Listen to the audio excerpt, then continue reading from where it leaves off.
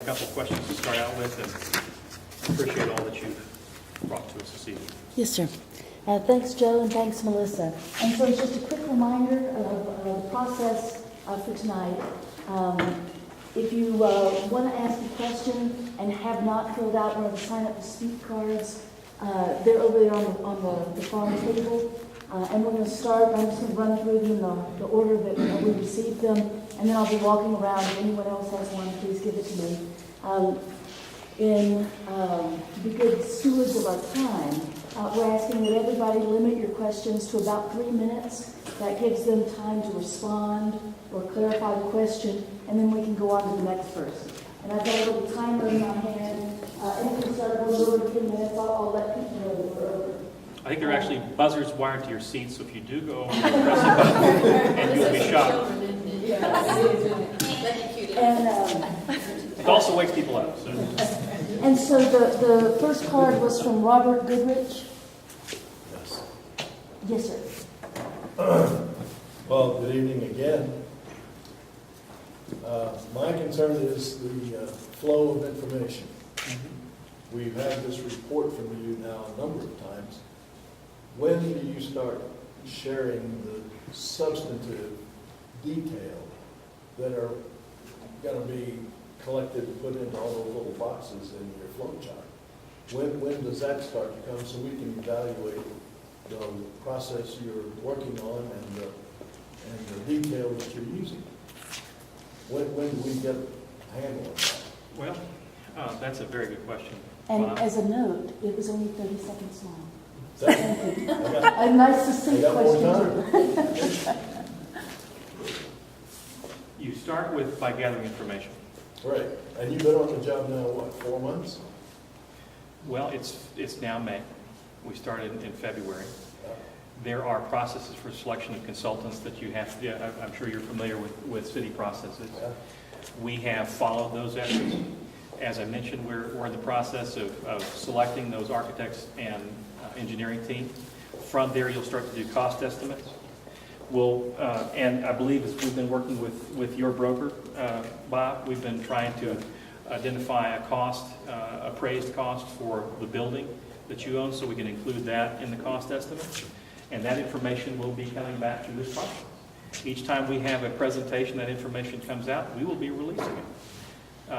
So I think that, does that answer your question? That as we move forward, we'll keep people informed. And each time that we have moved forward, we have shared an update on that information.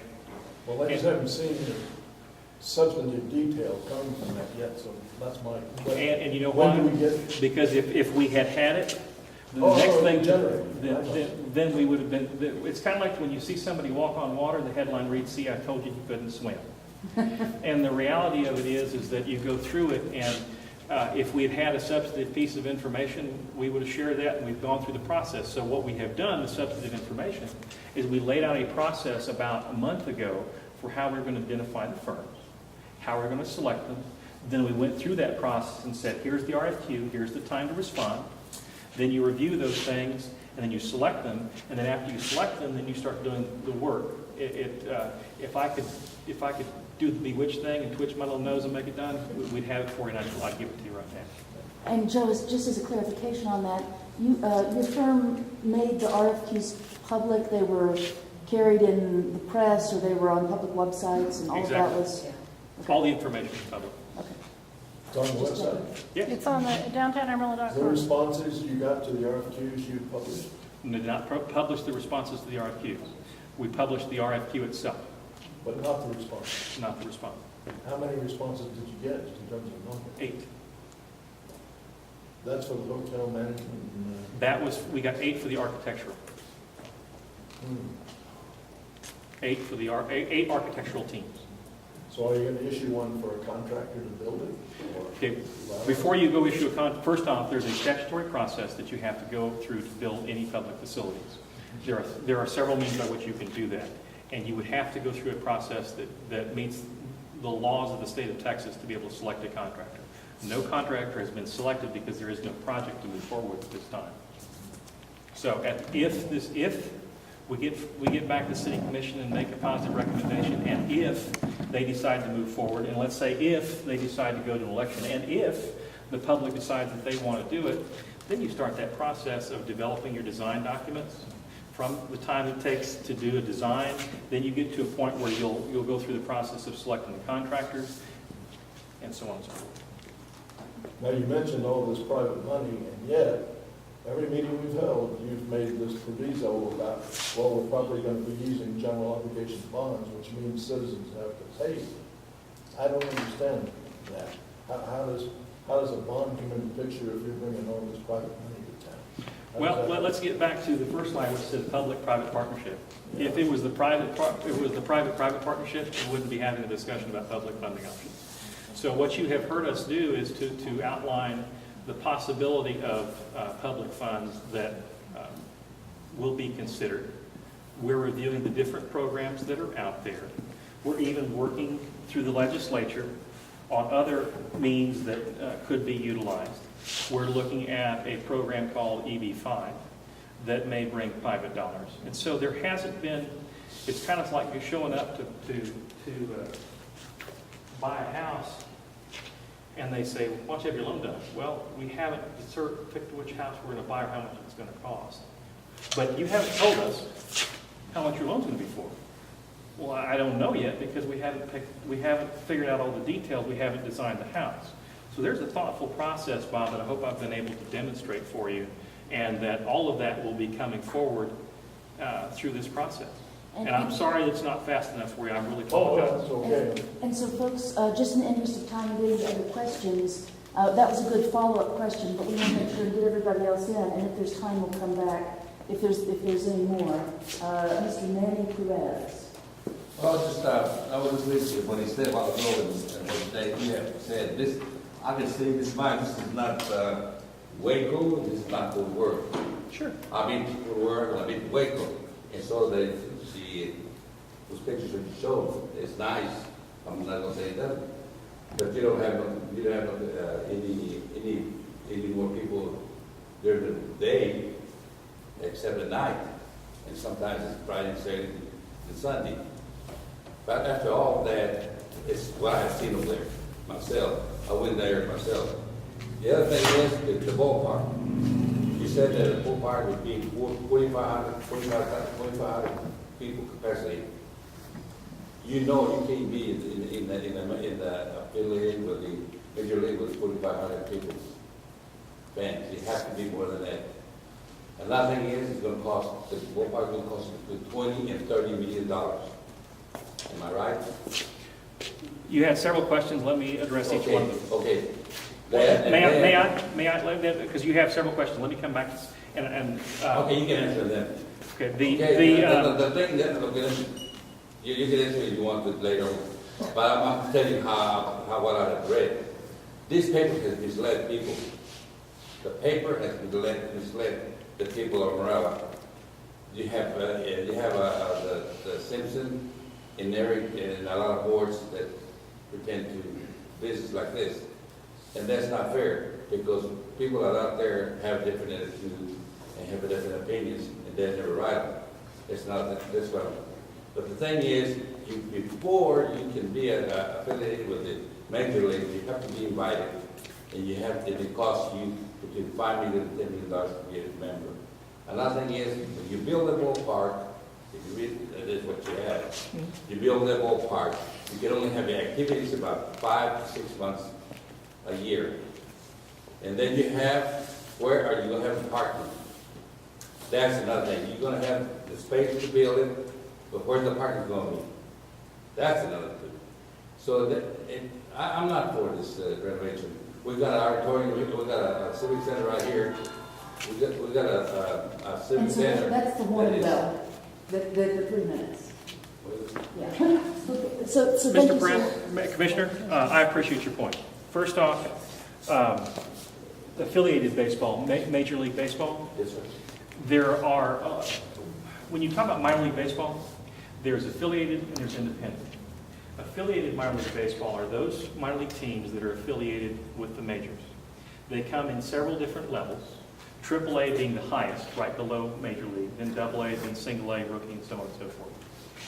There is only one team in each one of those grades for each one of the majors. So if you're going to bring an affiliated team here, you have to move it from someplace. That costs money on top of that. We're not looking at affiliated minor league baseball. We're looking at independent. And if you looked at, for example, Sugar Land has a facility under construction right now. It is 7,000 fixed seats. We're talking about 4,500.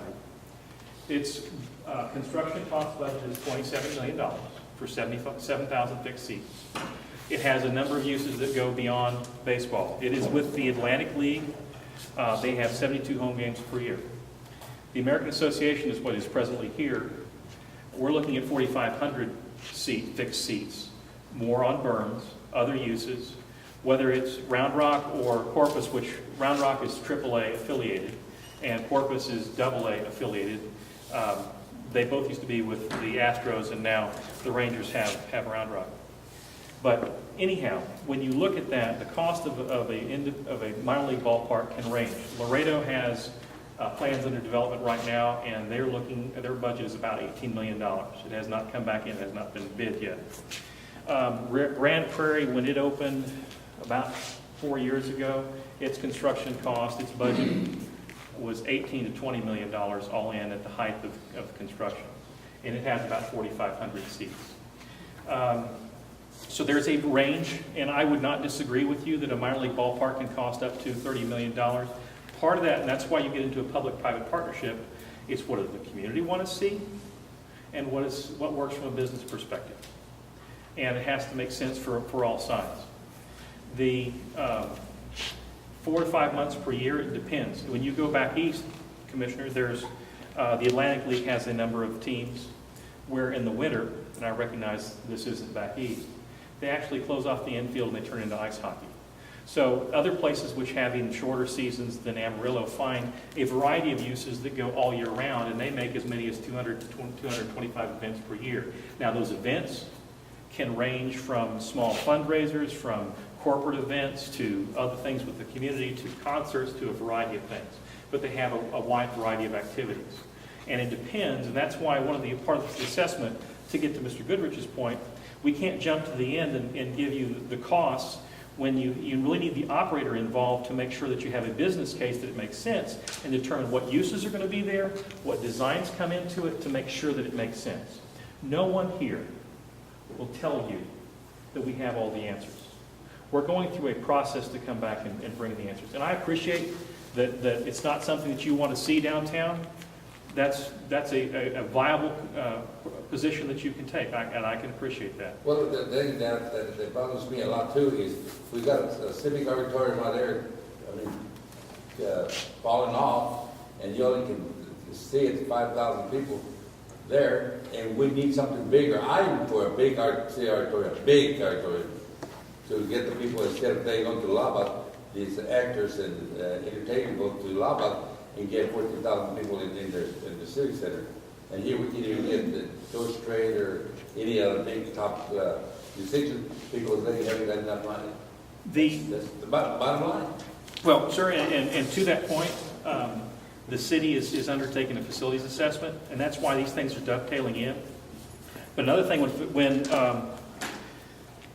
site selectors are looking when facility planners, meeting planners are looking at locations, they want to make sure that they're placed where people have gone to the Civic Center or gone to where their convention is, and they have their hotel. What else can they do in the community when they're not there? And so there are other things. When you look at the opportunity to bring these events, you also look at what goes around it. So hotels is one component, but what are the other activities so that they don't have people just sitting in their hotels, and they want to make sure that there's repeat business. One of the things the city had, the Jehovah's Witness, about 3,000 room nights per year that used to come here. They don't anymore. There are other things that you can point to. Why do you bring people to the area? And I certainly appreciate your points and appreciate you expressing them this evening. Thank you very much, Commissioner. Next speaker is Jim Thompson.